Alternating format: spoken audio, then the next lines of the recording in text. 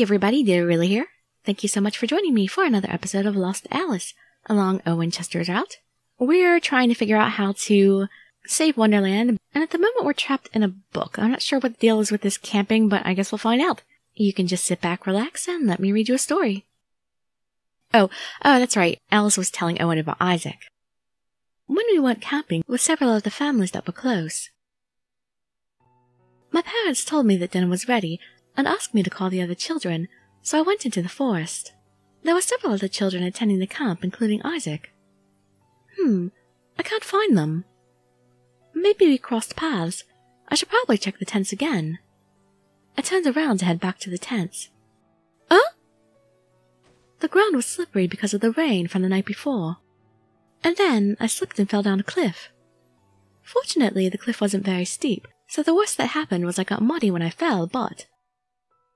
Sprained my ankle? Ouch! When I tried to stand up, I felt a sharp stab of pain in my ankle. Thought you said the worst that happened was I got muddy. This is worse. I must have sprained it.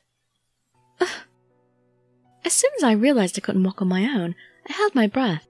What should I do? I hope someone finds me. Call out for help, maybe? If I didn't return, someone would no doubt come looking for me. But how soon would that be? I suddenly felt vulnerable. As the sun started to set, I was all alone, curled up at the bottom of the cliff. If night were to fall, it would become harder to find me. I was looking down and consumed by loneliness. Iris, are you all right? His reassuring voice washed over me. I looked up the cliff with a start, and Isaac was there. My hero! Oh! Before I could explain what happened, Isaac leaned forward over the cliff. Watch out!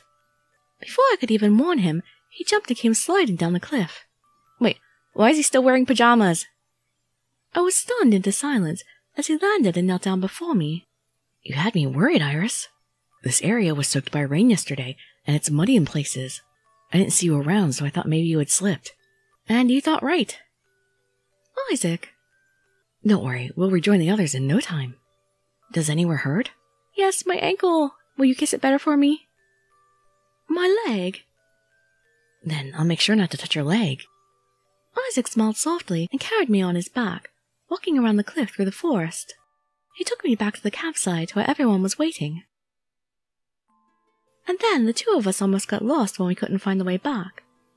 The others almost got lost when they took their turns going into the forest to search for me.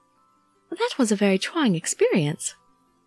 But everyone was fine, so I could look back and laugh about it now. Ever since then, I became attached to Isaac. At first, Isaac seemed so distant, but... apparently, that was only because he didn't know how to interact with someone who was much younger than him. Like I said, much younger? How different can their ages possibly be? I think you're exaggerating a little, Iris. As we spoke, we realized we share a lot in common, so we ended up spending more time together. As we spoke, I recalled the past with nostalgia. Isaac saved my life. After that incident, he was there to lend me a hand whenever I needed help. I could count on him, and that's why I'll do whatever I have to do to save him. I steeled my voice. Oh, premium route coming up, which probably means I have to buy something. Here are some brief introductions to the premium route. Don't tell me you're jealous. I knew that wasn't the case, but I couldn't help but goad him to see his reaction. Owen looked at me in surprise. He then smiled broadly. I had a bad feeling. Well, you're the one who teased him. Enjoy the rest of the story. I will, I think. After I check my style, I do have enough gems for that, so I don't have to buy anything. Suddenly, I realized Owen was silent. Owen? He was looking away from me, which was somewhat unlike him. Owen was always calm and collected, but he didn't seem that way now. Don't tell me you're jealous. I knew that wasn't the case, but I couldn't help but goad him to see his reaction. He looked so surprised. He then smiled broadly. I had a bad feeling. You're the one who asked for it. A really bad one. I mean... I tried my best to backpedal. Owen slammed his hands against the wall I was leaning against. Oh, I love it when guys do that. Well, in stories. I've never had that happen to me in real life, but I wish I did. I looked up to find his face was mere inches away. You might be right. And look how cunning he looks there. That was totally calculated. Huh? I've never felt jealous before. So I didn't immediately recognize the feeling. But now that you've pointed it out, I suppose this must be what jealousy feels like. What? In other words, without even realizing it, I've been drawn to you, Iris. The flames of jealousy burn inside me toward the man who helped you in your past. Wait a minute. Is he teasing me? He's joking, right? There's no way he could. Owen smiled excruciatingly sweetly as he brought his handsome face closer to mine. Now that I realize my feelings, I can't hold them inside. I've never subscribed to the notion of denying myself what I want. And why should he? He is king after all. What? Iris. His voice was sultry when he said my name. Soon Owen's lips were a hair's breadth from touching mine. But he won't, of course. I squeezed my eyes shut. But when I waited and nothing happened, I slowly opened my eyes with trepidation. Owen had widened the distance between us, and his lips were curled into a faint smile. So, Iris, you dared to tease me, the chess king? And you teased back? Now we're even. I'll overlook the fact that you teased me. What? I felt my body trembling as I struggled to form words. He says we're even. But mine was just a quip. I wasn't even serious. By comparison, surely Owen took it too far. Owen must have read my displeasure, for now he was smirking. Have I disappointed you by putting a halt to our romantic interlude? Yes, very much so. If that's the case, at least wait until we make it safely out of the maze. Why? I'm not disappointed. At all. I raised my voice to cut Owen off. I think the lady doth protest too much. Owen simply laughed. Oh God, that face. That's the first time he's made that face. I glared at him with newfound resolve. This king is a menace to women. And then, as we continued to proceed along the path, we encountered a single door. It was the first door we had come across inside the maze. Our eyes met, and we nodded in unison. Owen ushered me behind him as he reached the door and slowly opened it. Oh, it's so pretty. I know we saw it in the preview, but it's still pretty. Beyond the door was a magical space that starkly contrasted to the maze up until this point. This appears to be the elusive last page. As he spoke, Owen held out his hand, and a book appeared out of nowhere. Now will we be able to read the rest of the book? Yes. Owen and I stood side by side as Owen started to read again.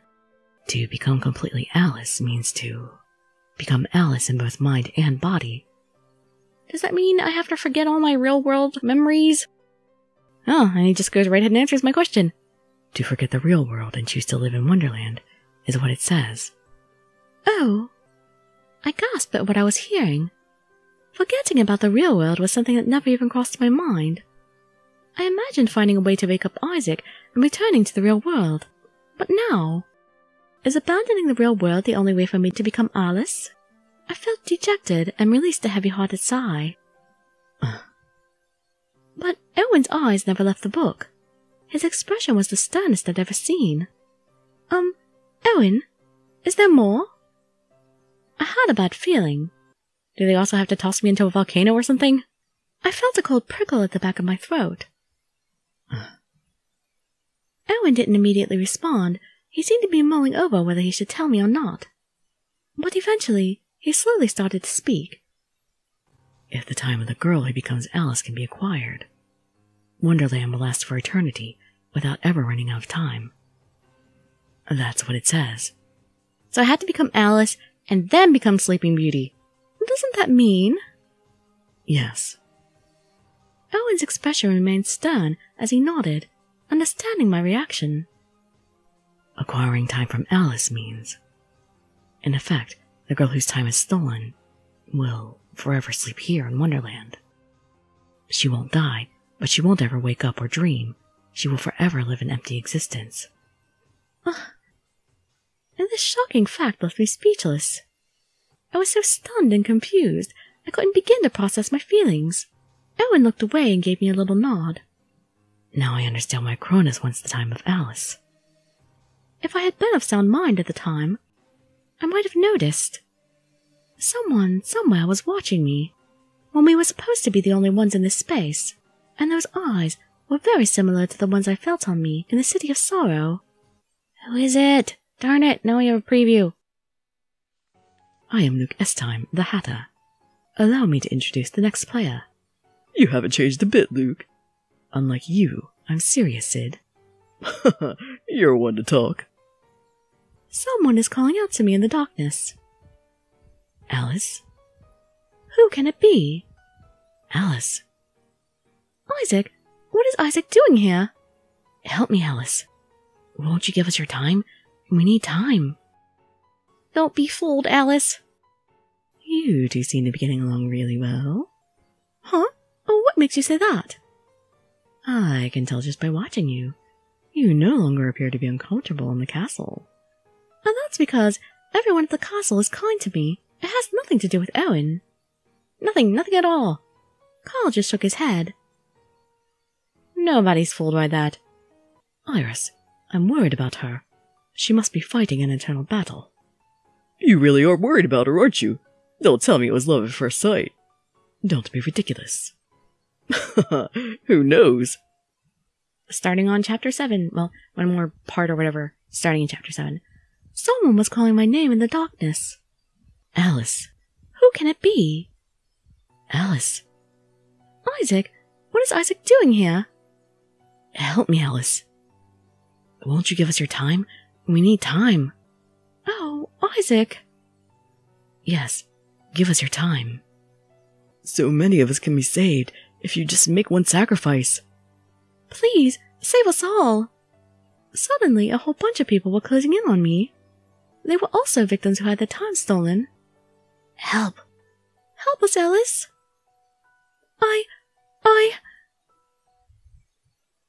Iris. Someone was calling my name. I heard it clearly despite the darkness. Wake up, Iris. Strong arms pulled me up. Gradually, my senses became clearer. Owen! Finally, he's wearing something different! The king in his royal pajamas. Hey, they look good on you, bud. Owen! Although, I would prefer him topless, but this is good too. Oh, I was in the guest room in the Castle of Chess. Isaac and the others were gone. Then that was a dream? Darn it, well, that wasn't much extra, but... Yeah, I can't just spend a bunch of story tickets in one day, so I'm sorry. We're gonna have to end it there. Darn game. Well, now we know how to fix Wonderland, but that will require a sacrifice on our part. We'll see if we can figure out any way around it somehow or not. So hope to see you in my next video or some of my other ones, and I'd be so grateful for any likes, comments, subscriptions, or shares with your friends to show some support. Thank you so much for joining me, and I wish you all health, happiness, and safety. Dirili signing out. Bye-bye, everybody.